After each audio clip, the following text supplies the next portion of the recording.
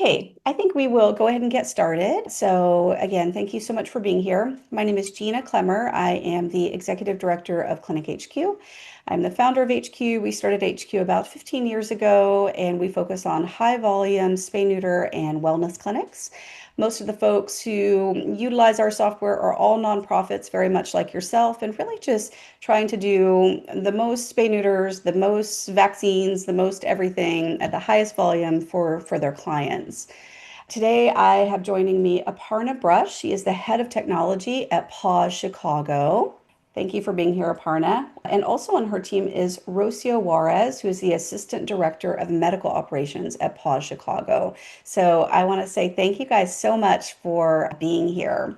So the talk today specifically is around priority scheduling, which is a newish feature in Clinic HQ that our team developed along with your team. So I invited you guys so we could chat a little bit about that because I was just on fire with this idea of like really focused geographically scheduling. So by zip code or by county, or, just kind of whatever geographies people can think of, but also adding in other sorts of priorities. And so with the great appointment crush that has happened since COVID, most of our clinics are letting us know that they are scheduling anywhere from 2 months to 6 months out, and there's just a lack of appointments available. So we really got to thinking about this idea about priority scheduling. So I just want to really specifically say what it is, and then we'll kind of deep dive into how you guys sort of thought of this idea because it was the first time anyone had ever mentioned to me this idea of scheduling this way. So,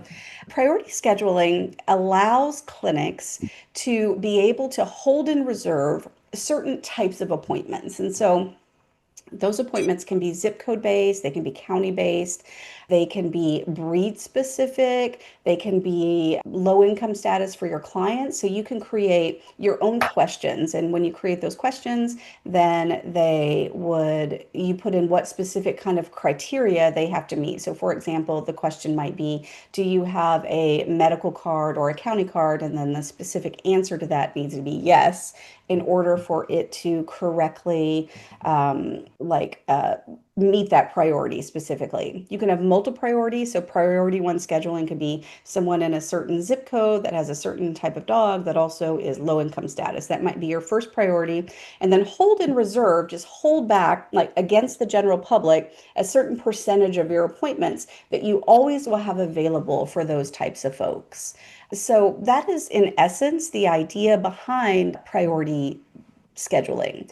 Another key component of it is not just making the appointments available, but that you attach certain pricing to those appointments. So for that type of priority that I just mentioned, it might be zero pricing. And then you can also connect it to a certain subsidy. So for example, let's say you got a $10,000 grant for clients in certain zip codes, then you could have it draw down from that subsidy every single time people book against that priority, basically. So that is, in essence, kind of what it is. And it sounds kind of complicated. I hope people don't hear it as too complicated, but we'll get into some examples of sort of what that looks like. So let me actually share my screen here with before we jump in with Aparna and her crew. We'll just look a little bit about how folks are kind of using that. Okay, so one example, Charleston Animal Society in Charleston, South Carolina. They reserve 20% of their scheduling for bully and hound breeds that are located in Charleston specifically. So that would be a first and very common example of how it's used. Nevada Humane Society, 100% of their clients must be from a certain county. So they have 3 different clinics with us, and each of those clinics focus on different counties, and 100% of their clients must be from that actual county. We also have Providence Animal Center, their mobile unit in Pennsylvania. They do cats in certain zip codes. Sumner Spay Neuter Clinic in Gallatin, Tennessee, 100% of their clients need to be from Sumner County. We have Face Low Cost Clinic in Indianapolis, Indiana, and 10% of their clients must be from key zip codes. Pet Community Center, they have a voucher program for Davidson County, Tennessee residents. And so they have their priorities set up to hold a certain percentage in reserve And those folks pay a $15 deposit, and that's the cost of the voucher in essence. And then it pulls down from the grant allocation that they have available for that type of deposit, essentially. So, Aparna, that must be looking fairly similar to what you guys do. I'd love to now turn our attention to what Paws Chicago does. So, if we could, maybe we'll just start with talking a little bit about how you guys, what your priorities are. If you could just start there, maybe, and then we'll talk a little bit about how you guys sort of establish those priorities. Got it. So, hi everyone. I'm Aparna from Chicago, and I have joining me Rocio, who is the head of our clinic, our spay neuter clinic. We are one of the very few low cost, high volume spay neuter clinics in this area. And so we just have had a tremendous amount of demand over the years that we've been there. And we never actually used the original book yourself button that exists in Clinic HQ that a number of you already use. We were doing a lot of this via emails because we were trying to, in the back end, make sure that the people who really needed this were getting in front. And that's kind of where this idea was always there, I think, and we were just doing it in a different way. Were you kind of doing that? How would they schedule with you Via then? email. Is that right? Rocio can speak more to this because she's been there with us for a long time. Yeah, tell us what your process Yeah, was originally for Yeah. scheduling. it was actually very, very long. It was a lot of work, but essentially we had a template where we asked all the questions that we needed to schedule an appointment and to see when they would qualify. If they qualified for it, we would tell them, give us maybe like a month, we'll reach back out.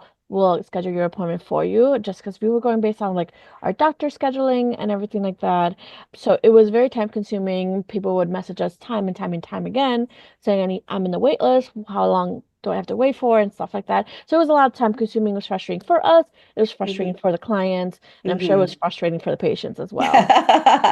So, and like if we back up just a smidge, the Mhm. reason why you guys were doing that type of scheduling is because you had more demand than you had appointments available. Is that what it Right, was? right. Being one of the big high volume clinics here, our demand is huge. Chicago's huge.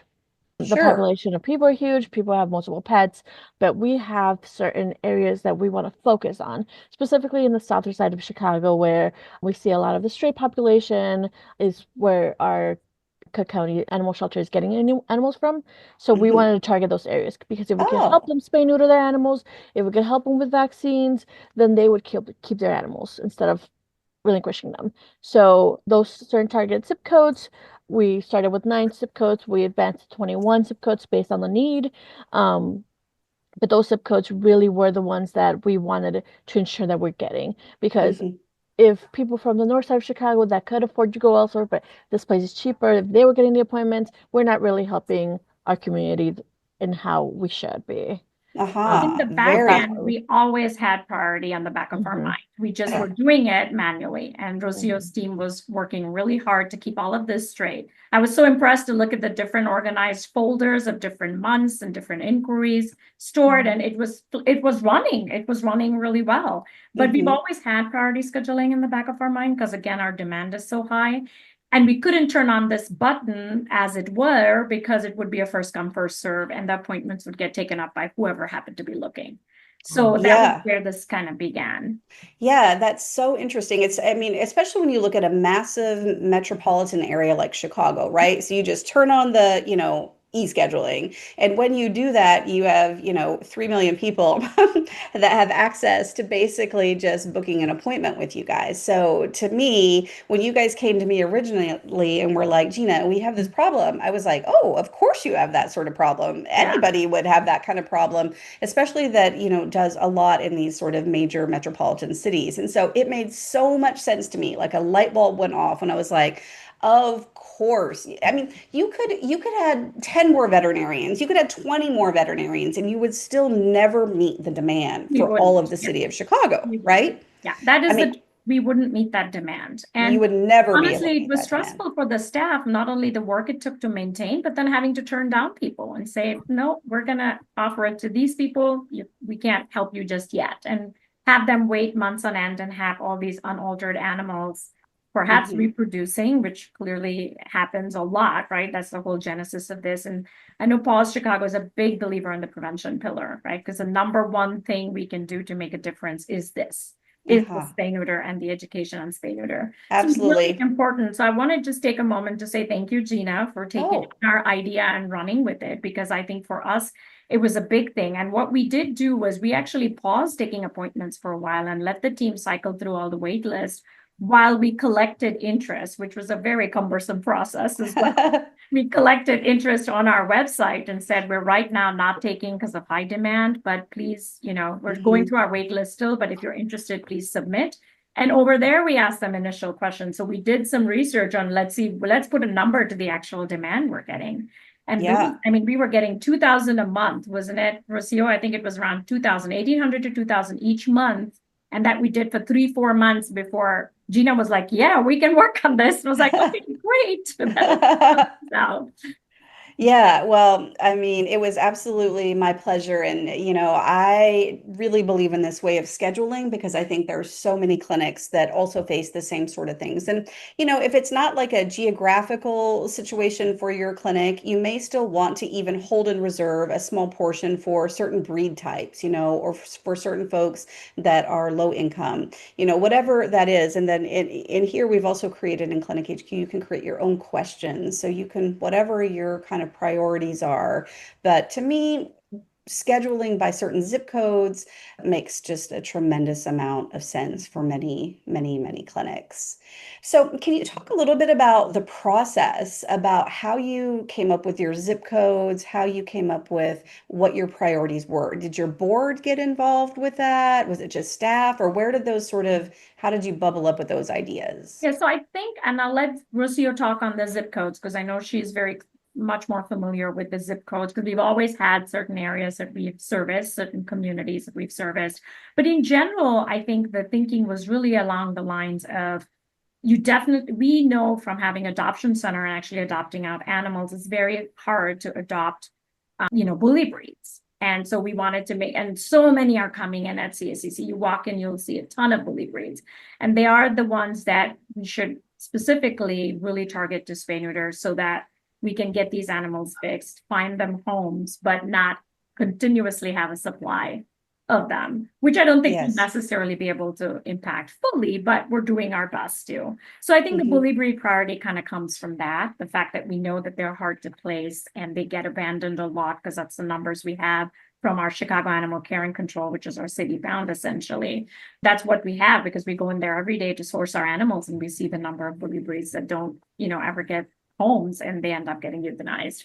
And so I think Hmm. that's where the bully breeds priority came.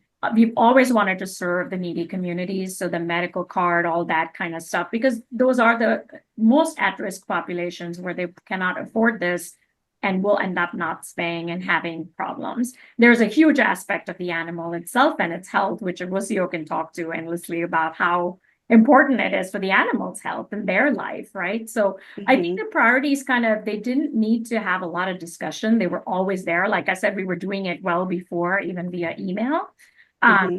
and that's really where we ended up with having the priorities. And we keep some aside. We have a program called Paws 360 at CACC, which is where we help people keep their pets so they're not turning them into CACC. And we're able to now reserve a few spots for them if there's need there. So there's a lot of Yeah. things we're able to extend it to. The flexibility of how you set your priorities and what they can be is really useful, which, every shelter can come up with what is it that is important for them in order to service Yeah, for sure. people. And how has the general public responded to this idea? Do you get lots of, Rocio, over to Rocio for this. yeah. Yeah, so it's actually been very positive. The clients that previously said, I can't get a hold of you, I can't get an appointment, schedule themselves quite easily. So, and like I said, the other population that could afford it to go elsewhere, but just was using us for low cost, kind of understands now, and they have a chance to get an appointment. They still do, but they also understand that it's a very high demand. Um, Appointment. So everyone quickly jumps to it at 10 o'clock. We have about 60, 80 requests right around 10:05, 10:10 Yeah, you have your in for HQ, you have it set to turn on at 10, right? Mhm, Basically, it correct. releases Yes. the appointment at 10 a.m. Yes. Yeah. So everyone has a chance at that point to get an appointment. But it's been positive. People have been able Super to great. schedule themselves. I mean, nowadays, I know I hate picking up the phone or trying to figure out another way to get an appointment. If everything was online, it'd be easy. So we've been getting a lot of positive feedback from the community. Do you guys use the priority scheduling for vaccine appointments also, or just for spay neuter so far? Just spay neuter, although there might be some talk on changing that sometime soon, but as of right now, just spay neuter. Uh-huh. Yeah. So can you Gina, tell? just an added benefit that's slightly unrelated. One added benefit was that for a completely different technology initiative, I was talking to the clinic team about needing some sort of help desk type functionality to respond to emails and all of the like. And clinic came back to me and said, oh, we used to get a ton of emails. We don't anymore. We don't really even Yeah. need a, and it's largely because of this. Yeah, so good. Yeah, people just really trying to reach out and get an appointment for themselves, and whatnot. So Rocio, can you talk a little bit about what your number, so you guys, as I remember, you have 4 or 5 key priority areas. So Right. what is your like number one priority? What's the priority there? So what we try to target, I know I said we have 21 zip codes, but there's 4 targeted zip codes in the city of Chicago that are where most of our stray population is coming from to our municipal county animal shelter. So we prioritize them, that we call them Paws for Life, which is similar to the Pets for Life Uh-huh. that I'm sure everyone is aware of. But we help them with additional supplies that they need. We help them with additional care for their pets. So they really get additional things. So they're our top priority. They are, we call them the PFL, Paws for Life, hmm um, 4 That target is zip codes in so, Chicago. I just want to take a moment to just shout out again. It's so just inspiring that you connect it with where the most animals are coming into your Mhm. shelter, the zip codes from where most of the animals Yes. come in, and then that's what you're targeting your spay neuter Right. towards. Right. Girl, genius. Yeah. Genius. Yeah. Love Kind of similar to it. what Aparna was saying. We want to make sure that the people that are going to CACC, they have the opportunity to just keep their animal. If we could provide them the vaccines, the spay, extra food, even extra education supplies, anything that they want, we can try and strive to give it to them so that they can keep their pet. I love Um, it. The second priority, of course, I'm sure everyone knows, is pit bulls. Pit bulls are the number one breed in at CACC, unfortunately, and it is the hmm number one breed that's being euthanized. I'm sure hmm everywhere, but Chicago really has a bad rep for it. So any type of pit bull breed that you name it, it's a priority for us. And then we really get down to the nitty-gritty. Do you have a medical card, Medicaid, Cook County Care, and do you live in our other zip codes? Then you get a priority. And then if you just live in the zip codes and don't have a medical card, we understand that there still might be some need for the service, so they're also a priority. Uh-huh. I just love it. I think it's so smart. I think it's so smart. You do not have unlimited appointments available, so why not focus it on where they're mostly coming from? I love Right. it. So with that, what I think I'll do is I'll share, and we can actually look in Clinic HQ a little bit about kind of how you guys have it set up. So here in Clinic HQ, it's just in the e-appointments, and here, if you go into the edit button here, so this is what you were kind of talking about with the 10 a.m. Mhm. and so when the appointments release, and here is where the kind of priority scheduling happens. So if we are looking at priority one. We can click on it here, and what we can see is that you have the way to read this, and this does look just kind of like a wall of buttons and text, but here what it's saying is that you've set aside 35% of your general appointments. So let's say, so how many appointments do you guys have in a day? I can't remember, like 80, was it? Like about 80, Yeah, yes. 80. So 35% of those appointments are set aside for your priority one, essentially. And you release these appointments a week ahead of your general schedule. And so, can we just maybe chat about that for one moment here? And we were chatting, Aparna and I were chatting just a bit earlier about how, you don't always know your veterinarian schedules and stuff. So, you guys only go out a week at a time, which is fine. And the week offset means that if they meet the criteria, which is here down below, is they're in these certain zip codes and they have a certain Medicaid card or Medicaid or a county card. If they meet those certain criteria, then if they go onto your website, they don't just hit the wall of generalized appointments. They actually are now available for these extra appointments that are Mhm. released a week out, essentially. So that what that does is it ensures typically that there's always going to be a spot available for these priority one folks, basically. So they have to meet both of those criteria. So the match questions here, that's what that refers to. So they have to do, you could say that they only had to meet one of those criterion, but here it's just, they meet two of those criterion. And the other thing is on this specific one, priority one, the zip code plus the card, it draws down from a subsidy that you guys have set up. You don't have any kind of deposits, it looks like. People don't have to do deposits. Do they do deposits on any of your appointments? Only vaccines so far, but we are hoping to get some type of deposit for spay neuter appointments since there's such a high demand for them, but only vaccines. Okay. And then here we have sort of just your general pricing. You've allocated 15% of your appointments for just generalized pricing. And then for your Pause for Life, as you were saying, you set aside 10% of those appointments. And when we look at those, what we can see here is those are the four zip codes that you were Mm-hmm. mentioning, and then the Medicaid card specifically, no deposits or anything like that. So you guys have basically like four main priorities and then your sort of generalized stuff. All right. So what I wanted to do also is then to look at if we go here and we look at your scheduling. So let's just say that we were going to, I just want to show folks kind of how this works out. So let's say for someone who is just your general person and they live on Michigan Avenue. Um,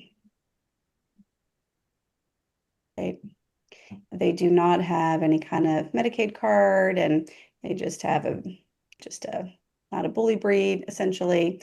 Then what we're seeing is that we're not getting any kind of appointments available, basically, at this moment. If they live in I have some addresses here that correspond to your priorities. So let's look here. So for priority one,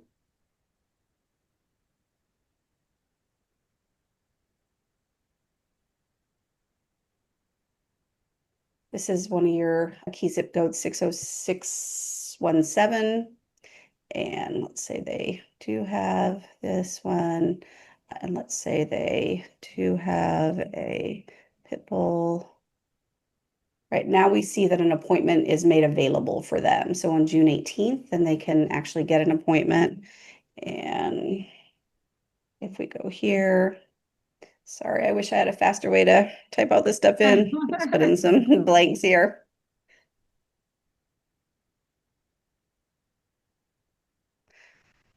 One thing is that we notice that they can't just sort of put in and put in a correct address and then change their address later on. So it locks the address here for them, basically. Let's see this, and same with the breed. Okay, and now we see that we get a certain price, which is different from your generalized price.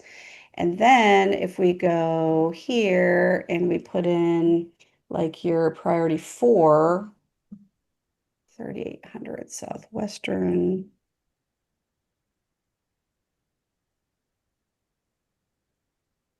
Okay, that one is the zip code 60609. Okay, we see a spot is available here.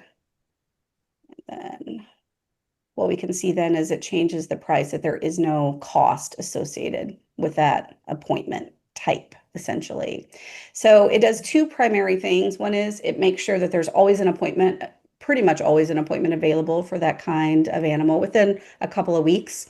And then it also changes the price. And then it also in Clinic HQ, it's not evident here, but if it's attached to a subsidy, then it can draw down from that subsidy essentially. So it just does that. And then if for some reason they don't show up and you like cancel that appointment, it puts the money, like if you were in a Pets for Life program, the $40 or whatever, it's going to put that back into your pot of funds whenever you cancel it for those that do use subsidies with Clinic HQ.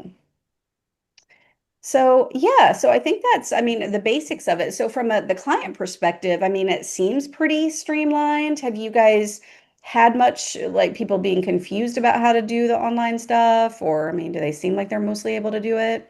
Yeah, no, we've had the older clientele, of course, struggle with technology, but they usually have someone in the family that can help them. So we've not really seen much struggle with anything. Sometimes they won't sign a consent form despite them having multiple notifications, but we just signed a day off with them here.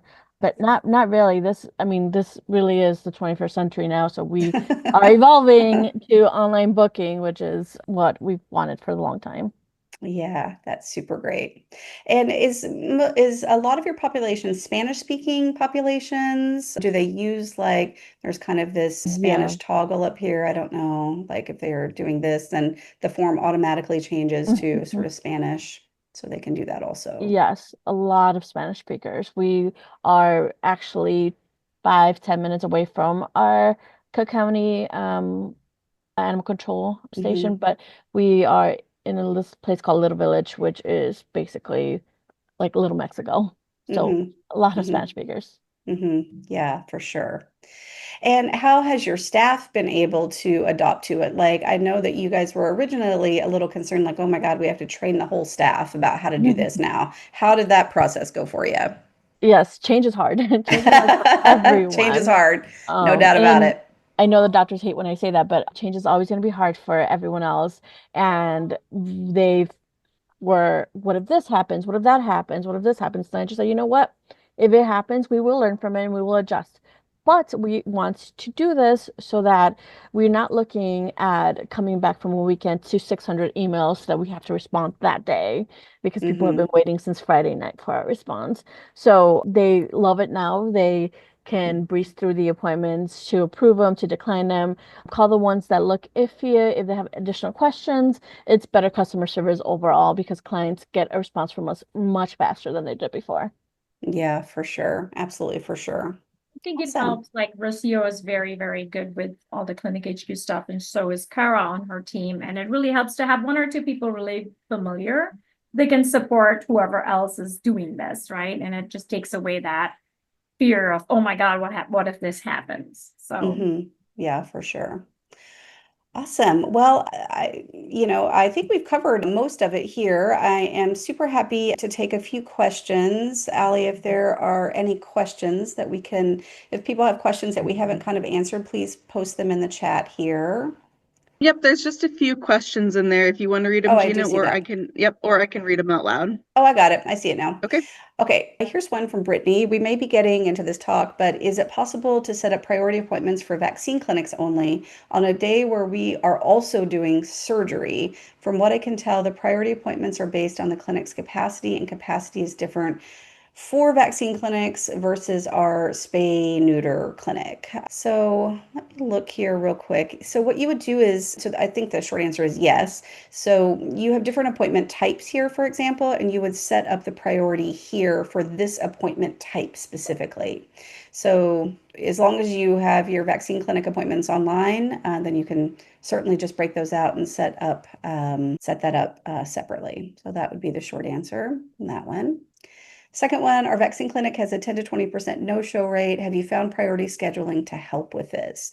Yeah, could you guys speak just a little bit about kind of the no-show rate? Yeah, so with vaccine clinic specifically, what we actually found was the deposit to be very helpful because once you have to pay something to make an appointment, that we don't have a lot of vaccine appointments as much as we do spay neuter, but people were booking multiple appointments on multiple days to see what day would work best for their schedule. So we saw a deposit gave us an increase in our no-show rate. I think we went from like show rate, I mean, 40, increase the show 50% rate. showing up to about 80% showing up. And the people that don't show up, they know that we keep their deposit for that since we essentially lost some revenue Hmm. there.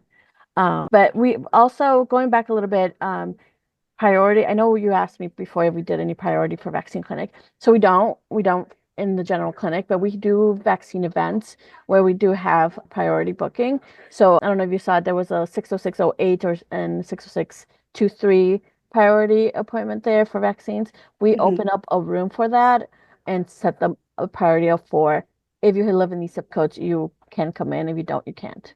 So Oh, we've that's super done, cool. yeah, we've done 200, 300 animals in one day, like that way, that came from those zip codes only. That's amazing. That's super amazing. So you used it to really target like a vaccine clinic Right. to those zip codes specifically. Right. Yeah. And we actually chose those zip codes because, again, going back to data, because everything is data, we chose those zip codes because our animal care control was getting parvo the most from those two zip codes. So we said, okay, let's vaccinate it. Let's So smart. have So them smart. vaccinated, and then hopefully it'll bring the parvo down a little bit. Let's educate. Let's, if, if it's something's free, it's going to bring more traction. I'll want to know what a vaccine is or what it helps with if it's free, for sure. Yeah. So Yeah. I love your, everything is data. I love that your priorities are so connected to the data. It's not just what one person thinks in your organization where you should be focusing, that it's really focused on your data. That's And really the amazing. data of what is happening in Chicago for us, because that is our primary place that we service. So working closely with animal control and seeing what their data is saying. Well, we get all kinds of data sets. We FOIA from the city, we get it from CACC, we collect our own data. So we're able to see some of these patterns much more clearly. And so we're really going after where is it going to have the biggest impact. I just think that's so, so smart. All right, next question here. How does this arrangement show up on, hold on before that one. Do you still have a wait list to manage clients who still call and don't want to schedule online? How does that work for you guys? So yes and no. Like I said, we have our older clientele that can't use technology as well.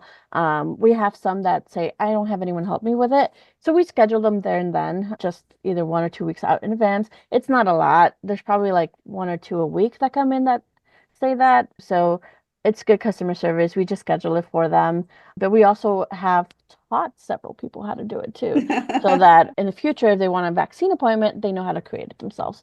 That's super good. Really a very wonderful Before we approach. turn this on, Gina, we did talk about it on our website where we had originally, when we stopped taking in appointments, we had said, if you're interested, fill out this form and we'll let you know when it's open. So when it did open, we did a piece on our website to say it's now open to schedule yourself. And so we've done that kind of stuff as well. And honestly, I mean, somebody could take a little video and attach it if they wanted, do such an announcement, right? To say, this is how you would do it. And Yeah. that would also help people who might be hesitant. But honestly, I mean, I don't think you'll get a lot of hesitance because there's almost nothing these days that people are not doing online.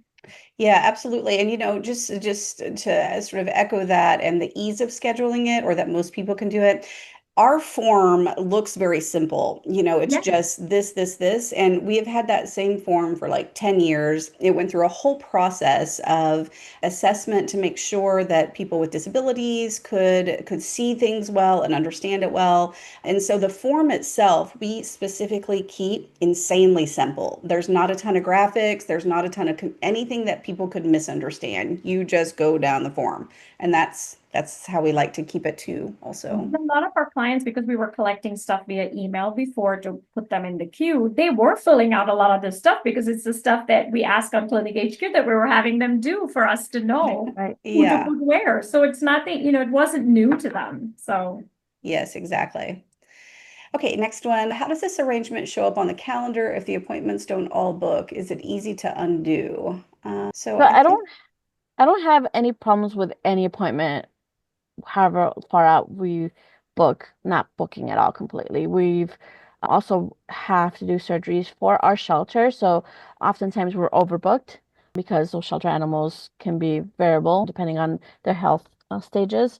So I don't think like I said, our demand's high, and if your demand's not that high, it might be hard, but our demand's always there. We book one in one day, I can book a whole day. Yeah, for sure. And just kind of on that point, just to sort of show here is on the calendar. Is it okay if I show just your Yeah. calendar, guys? And I don't think there's much on there, but so on the calendar here, what we can see is that it has P1, these are the priorities, P1, P2, P4, P3, and it shows how many are booked on each day. So you get additional tiles that display on your calendar that kind of show where you are also for each priority. And you can see here for them tomorrow, they still have a couple just almost right there. And then these are at or over or right at booked basically. So that also shows that way on the calendar. All right, next question is there a way to set up priority for just dogs? We struggle getting cat appointments and don't want to limit those, but our dog appointments we want to target more. Yeah, sure, absolutely. Any priority that you have, dogs, cats, feral cats, feral cats in certain zip codes, whatever the priorities are, you can set up multiple priorities and focus on those. You just allocate the percentage of appointments that you would like to hold and reserve for those and when you want to open those up. For our main clinic, we are currently open to everyone with no limits, but want to start priority. We're booked out 4 months. Doing priority, my understanding is that they are open before they are open for the general public. Yes, that is exactly what it is. So we're struggling to lower the opening window to make priority work where they aren't still months out. Any tips? I mean, I think the first tip would be to set it and try it and see if it's working. Like maybe set it at 2 weeks out, for example, and see if that is working. So mostly there's a few appointments available for anyone that comes on that's within that priority. And if that's not working, then you can adjust it to 3 weeks out or 4 weeks out, something like that to open up more. And what we also found out is that with booking appointments 6 years ago, we were also booked 3, 4 months out. It was hard. There were a lot of no-shows because people would forget their animal would pass, they would give up the animal or whatever, and they just would never tell us. So what we found is booking closer to the date of the appointment, more people do show. Similar for our vaccine clinic as well. So like Aparna said, what we had to do is we had to stop entirely. We told people, hey, we're just gathering information. We can contact you when we have our online booking available. So we got everyone's email address. Everyone got an email that said, it's available, it's open. Here you go. Demand is really high. So just keep trying. Next day, try again, try again. But we stopped. We didn't book a single appointment for several months to catch up with Hmm. everything and to just kind of restart and refresh. It didn't necessarily look good on us for a while, but people kind of were understanding that it didn't matter if they reached out to us there and then, they still weren't going to get an appointment for another 3, 4 months. Hmm. So We did a lot of realistically, managing of yeah. expectations in the middle of the Hmm. clients, right? We had emails going out talking about why we're trying to do this and we're gonna have this up so you can be flexible and book yourselves in or serve more animals in the end. We're going through our wait list, so it's not like we're sitting, we're still serving animals right Hmm. now through our wait list. Yeah. Yeah. Yeah. Yeah, I love that idea. Just communicating with, your clients via your website, putting up a form that they can fill out. You send them emails about it through your social media and just kind of, I love that idea of like setting the expectation and just saying, hey, we're super behind. We're going to focus on just some of our priority areas, based on the data that we just really must, focus on these specific areas. And once we get caught up, we might open up some more general appointments for general folks. So. And remind me, so about 20% of your appointments are just for anyone in the city of Chicago, is that right? Right. Yeah. So going back to the other question, we do end up booking entirely because at the end it will open up for everyone else. So we will get some people from like downtown Chicago that come, but again, they actually had to work harder for that appointment than someone Yeah. in our targeted zip codes. Yeah, and I did notice that your prices, I mean, are about like 300 or $400 for them to Wow. get an appointment, right? So that's not exactly low cost for them Mhm. Right. Compared to either. private, it is Yes, hugely. compared to Anyone private. who's been to a private vet can attest. In Yes. Chicago for sure, but yes, it is. We priority booking also worked for us because we have such a tiering of prices. So Yeah. someone like you saw, someone in 4 target zip codes could get the surgery for 0. Someone in another zip code could get it for $80. So it really does depend on what animal they have. They have dog, cat, if they have medical care, medical card, or county care, or if they live in our zip code. So everyone has different pricing tier based on the needs, what we think what our data has shown that they can afford. Hmm. Yeah, and so we have another question. So the pricing is based on zip code, not income. No, that's not. So I think some of the pricing is based on zip code, but they have another priority where it's the zip code and income. So are they, and by income, you guys do you have a Medicaid or county care card? Mhm. And do you guys look at that when they bring the animal in? Yeah, yeah. So the good thing about the online booking as well is that people already upload They it. upload So it. we can look at it when they're booking the appointment. Oh, so If great. if not, they get reminded to bring it in the day of. Otherwise, the pricing can change. So yes, we Yeah. look at what medical card they have. Some people are confused whether their card is a medical card from the county or anything like that. So we Mhm. can right there and then tell them like this does not qualify you for it. Sorry. Yeah, that's so amazing. So you guys Mhm. in NHQ, there's the way for anyone on this chat that's using HQ, there is a way where you can label it that says like, please upload a copy of your medical card, or please upload verification of this or Mhm. that. And then you guys can either approve it or not approve it, or just hold the Mhm. appointment and call We go from them there. and be like, can you just, email us a copy of this, that, or the other, if they say, oh, I do, or whatever. So yeah, so their pricing is, some of it is based, I mean, they have 5 different priorities, and 4 of those priorities adjust the price. And sometimes it's zip code, sometimes it's zip code plus bully breed plus low income status, sometimes it's just zip code, sometimes it's just bully breed plus Medicaid card. So you guys have, I really love that. Makes it a bit more complicated, but not everyone needs Yeah, it. yeah. Yeah. Yeah, but I mean, these are Once your you put it that way, it's Yeah, no, not I hard. know. It's That complicated. it makes sense to us. No, it makes a lot of sense. I mean, you just have sort of great gradation of pricing based on your priorities, which I love. And those priorities sort of in tandem. I mean, that's the other thing. We created the system so it doesn't have to just be one priority, so it can be in tandem, together. You have a bully breed in a certain zip code, that's a priority. But you have a bully breed in a certain zip code and you're also low income, that's a different kind of priority. The other So great thing about this, Gina, is as we introduce new programs and things like that to make this world better, we are able to change up our priorities. So we're not stuck with this, right? As we yes, introduce new programs, we're like, as the need demands, because animal welfare at the end of the day is a need-based world, right? So yes, it's not anything else but need. Like, what is the situation? Like, yes, we could change up our priorities in cats, kitten season if we want, right? And make totally. sure that we're getting all the cats out there. I love it.